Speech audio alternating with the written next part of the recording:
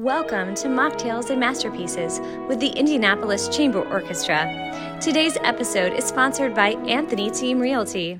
Welcome, ICO fans. Matthew Kraemer here. We have a wonderful concert coming up here at the Schrodt Center for the Performing Arts, a program I've been looking forward to for quite some time.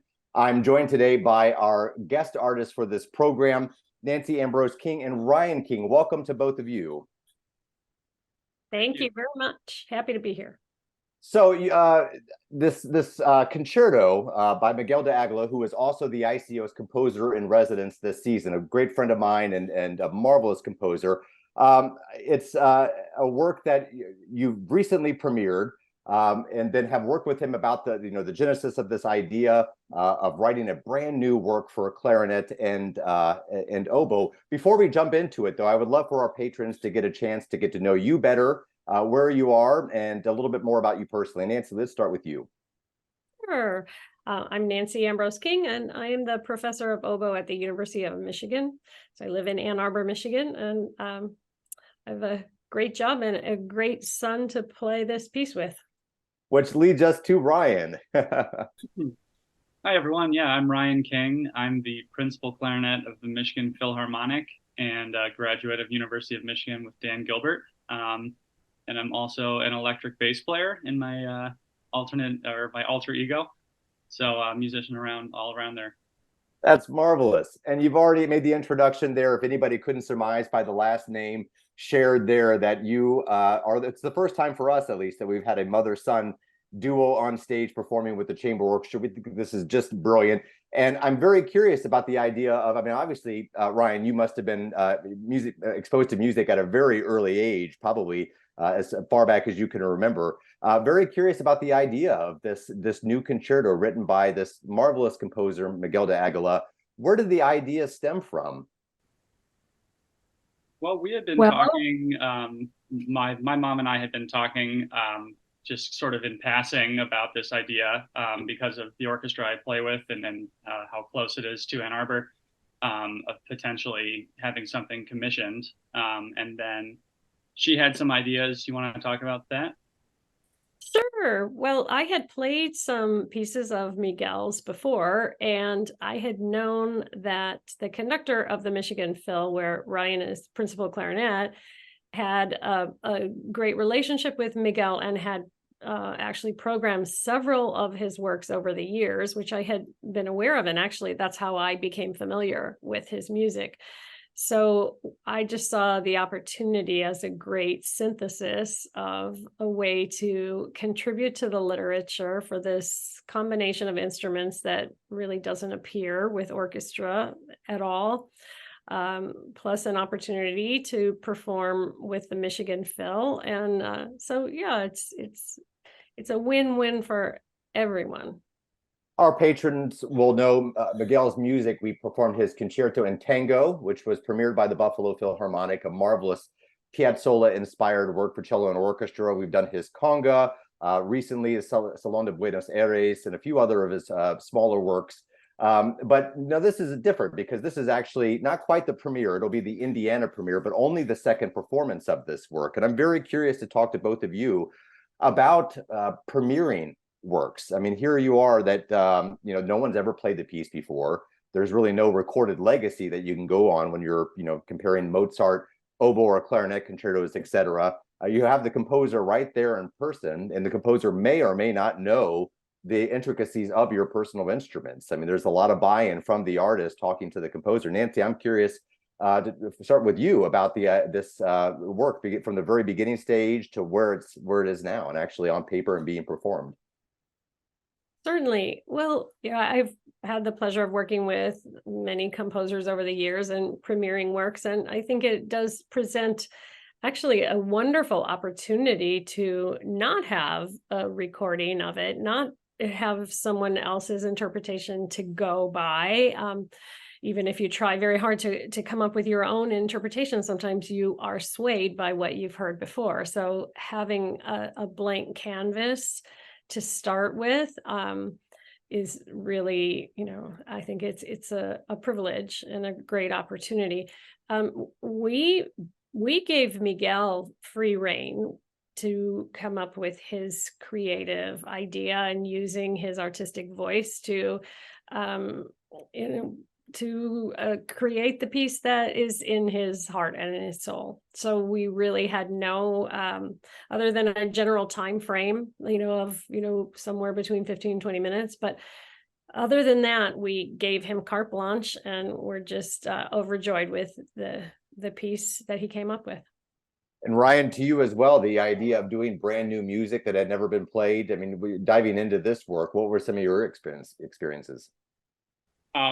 To me, as a musician, that's infinitely more exciting than playing things with a long recorded history, especially in terms of the amount of pressure. It feels to me quite a bit less. And as someone who enjoys composing music as well, and the creation of new music, it's a very joyous thing to be part of the original recordings or the original performances. And by no means would I hope that people that go and want to play this piece or any of the other pieces that we may have premiered at some point, would they use ours as the standard. I think that music really thrives in the individual approaches, and that no one should feel compelled to play like anyone else or play something the way you've heard it before. So it's nice to not have that pressure, and I hope that our performance inspires other people to pick up the piece, but not at all to play it like we did. And the premiere, as we mentioned, was with the Michigan Philharmonic. And Ryan, you are a member of that orchestra. What was it like to stand out front as a soloist in front of your colleagues and friends? It was a blast. I love everyone in that orchestra. I love Nan, the conductor and music director. I have many friends there, so it was a really easy feeling being up there to have the support of people who I make music with frequently and joke around with frequently, at breaks and sometimes during rehearsals. So it was great. I got the score for this, and as I've said, I've done a lot of Miguel's music over many years, and the first thing that you get when you open the score is quite typical of Miguel's music: 7/16, 10/16, 9/16, 7/16. And I remember, a number of orchestras where I've performed his music, that on first sight, it's a little daunting because you're immediately reminded of Rite of Spring horror stories, or the complexity of the meter. But once you actually dive into his music, you realize there is kind of an organic nature to it. There's a lot of a perfectly natural feel. But was there a reaction similar to that in Michigan, or if anyone was unfamiliar with the way that Miguel meters his music, any of the complexity in rehearsal that things had to be worked through? Nancy? I think, when Nan Washburn, the conductor, got the score, she, I'm sure, had the same reaction as you did. And I saw actually a copy of her score, and it's quite written up with all the different meters.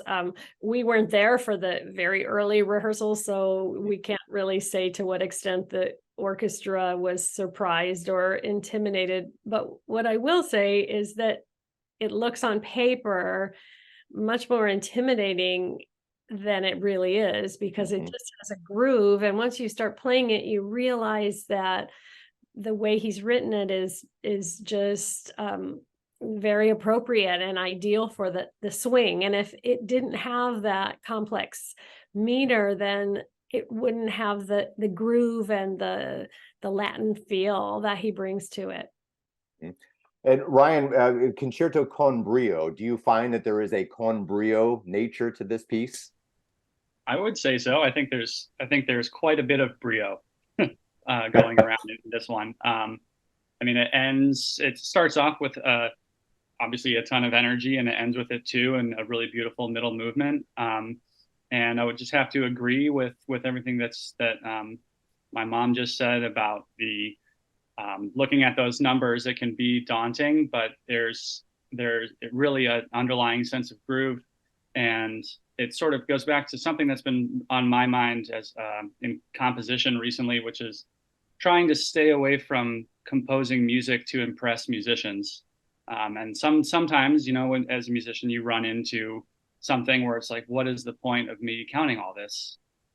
What is this for? How is this serving the music? And when, as a performer, when you are handed a sheet of music with that many meter changes, that there is a concern that it's like, oh, I hope this isn't just, something like a just for the sake of it. And it's absolutely not that. When we're playing this, we're not counting. We're not, nervous about counting. It really does feel good. Mm-hmm. And that's the case with every one of his pieces that I've done too. You've described it perfectly. It just settles into this groove that feels perfectly natural. And before you know it, you're not even concerned about, those shifts from 7 to 10 to 9, etc. From a conductor's perspective, you still have to be very clear about how you're delineating and all that, I can say, because you can cause some significant problems if you were to mess that up. But this was recorded. You have the piano and duo version of this available. We're going to cue up right now the third movement of this so our audiences get a sense of what they can expect. This is the third movement, Miguel del Aguila's Concierto Con Brio.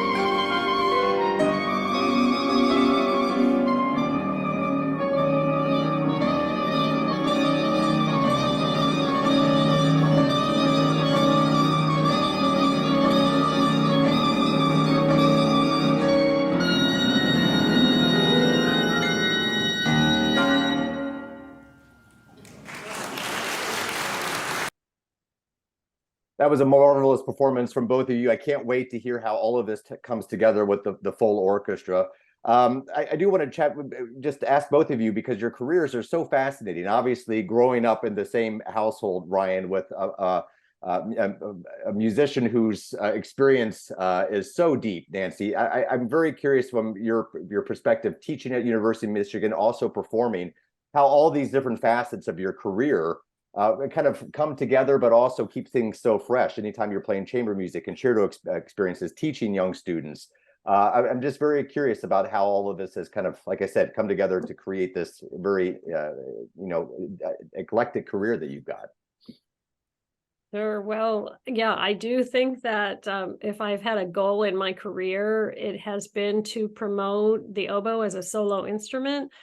And my career at the University of Michigan has really been ideally suited and given me the platform and the microphone, so to speak, to go out into the world and do that. So I feel like I've had I still do have a wonderful career with terrific students. And the nice thing about having a large studio of students is that every year I have a new job. I'm sad at the students that graduate, but I always keep in touch with them. And then every September I get a new group of personalities and oboe players that come in, and it really keeps the job fresh. And the teaching combined with the playing is just an ideal pursuit for me, and I couldn't be more overjoyed to be sharing the stage with Ryan.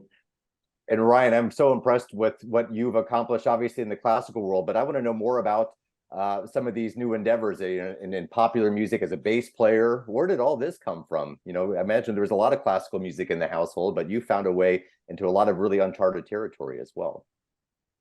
Well, yes, yeah, there has been music, as you said earlier, since as long as I can remember growing up, and definitely even before that. So it's been a constant presence. And when I was getting into what you asked about rock music or pop music, studying at University of Michigan, I had the good fortune of just having one of those experiences of being at a concert at the right time in your life, hearing the right band, in this case, that completely kind of shook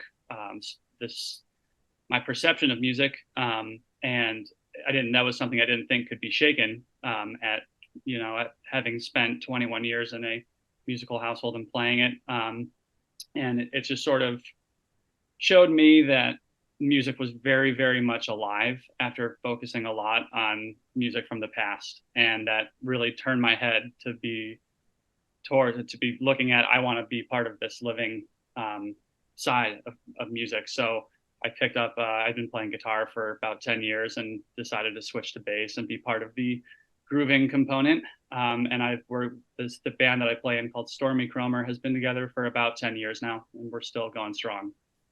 I'm very curious to see where classical music, as we still call it classical music, is going. I mean, Miguel has incorporated salsa and Latin dance rhythms into his music. I mean, Gershwin was doing something very similar 100 years ago with Rhapsody in Blue, and now we find rock rhythms, we find an incorporation of all different styles of music. So it is constantly evolving, and I think the next 10 years particularly will take us in new directions all around. But we are looking very much forward to welcoming both of you to the Schwab stage with the Indianapolis Chamber Orchestra for the second performance of Concierto Con Brio by Miguel del Aguila. Nancy, Ryan, thanks for taking a little bit of your time to chat with us about this new piece. Hello again, I'm Dana Stone, the Executive Director of the Indianapolis Chamber Orchestra, and we're so glad that you've joined us for this episode of Mocktails and Masterpieces. The ICO is once again partnering with Milkman's Daughter to augment our special episodes with some specialty made mocktails. So if you haven't been since we've started working with them, they are a mobile bartending service. They cater parties and other events. They do mocktails and cocktails, but we're excited to try lots of their creations. Today, I believe they have created some drinks with our guest artists in mind, Nancy, Ryan, King, who are a mother-son duo that will be featured on this upcoming episode. So Dion, would you like to say just a little bit about Milkman's Daughter and about our first beverage? Yeah, for sure. So my name is Dion. I created Milkman's Daughter, I'm gonna say 2020. It was kind of out of like boredom, but also out of necessity. I was bartending my way through grad school and I couldn't sit still. I had like an active mind, and one thing led to the other, honestly. Now we are a mobile bartending service. We cater to private events. Like we've done a couple of corporate parties, a couple of pool parties in the summer. It was a great time. But also mocktails. So we have exclusively mocktail parties, and we always encourage corporations and also just our private individuals to have a mocktail, because I think it's really important for everybody to feel included when hanging out with their friends. Definitely. I know we at ICO really care about that inclusion component and making sure that people are welcome at all of our events, and excited to kind of highlight these mocktails. Since these episodes have been happening, until August of this year, we hadn't actually had a mocktail in our Mocktails and Masterpieces. So it's fun to really add that part into what has been part of the discussion for quite some time. So tell me about this first drink with Nancy Ambrose King, our oboist, in mind. Yeah. Okay. So she says that she loves mojitos. Like that was the one thing that stood out to me, and I'm super excited because I have this no-jito, and it is. I'm kind of partial to it. It's like my favorite. So it's mint, some lavender simple syrup, and cucumber, and I'm missing something. Key lime juice, and it's topped with soda. Okay. Mm-hmm. So I know when I poured this, the second I took one sniff, I could smell the mint. So yeah, it's definitely freshly muddled mint. Let me know what you think. Oh wow. It's really complex flavors. Like there's a lot going on here in a good way. Okay, good. I was like, okay. Yeah, not in a bad way. No, I mean, like I know some of the other beverages have had more like a subtle profile, like they've been citrusy, but I can really taste the lime and the heat and the mint. And I know there's cucumber, but I don't know if I taste it as much. Mm-hmm. The mint's winning, which is just fine because mint is delicious. Yeah, and it's it's a mojito or no-jito, right? But it's one of my favorites. Like I thank you for saying I guess commenting on the complexity, because that's what a lot of mocktails miss. I think they lack complexity. But this is delicious. So our next beverage is with Ryan in mind, her son, who is the clarinetist on this concert. Okay, so for Ryan, you said this is the No-G&T Floral. Yes. Tell us about that, and maybe what makes it different from the No-jito, sorry. Right. No, that's a great question. So our No-G&T is something that I've created based on gin and tonics, right? And Ryan told us that his favorite cocktail is an aviation. So an aviation is a gin-based cocktail. I thought about the complexity, what makes gin, right? Minus the alcohol.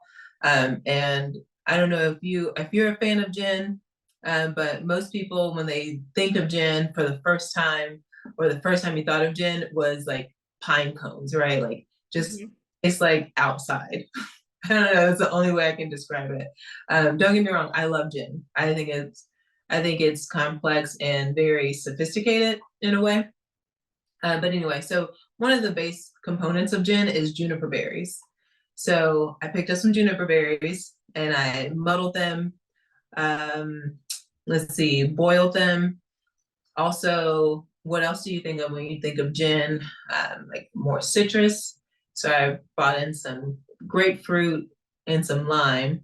And then one of the biggest gin names that I thought of was Hendrix. So I threw in some cucumbers, right? And I let that like dance with each other for a little bit, almost like a tea. And then I poured it out after some time, and that's what the no GMT was. So for Ryan, he likes floral. I added in a little bit of rose water, and kind of, I think that set everything together. It is more earthy. Like it has that. Mm-hmm. And it does sort of have that gin flavor. All right, so thank you, Dion, for creating the No-jito and then also this No G&T floral with Ryan and Nancy in mind. And for those that would like to find Milkman's Daughter, maybe you can share once again your website and how they can get in touch if they'd like to have you serve at a party. And then if you have any inquiries, please like hit us up on email at info@milkmansdaughterbar.com.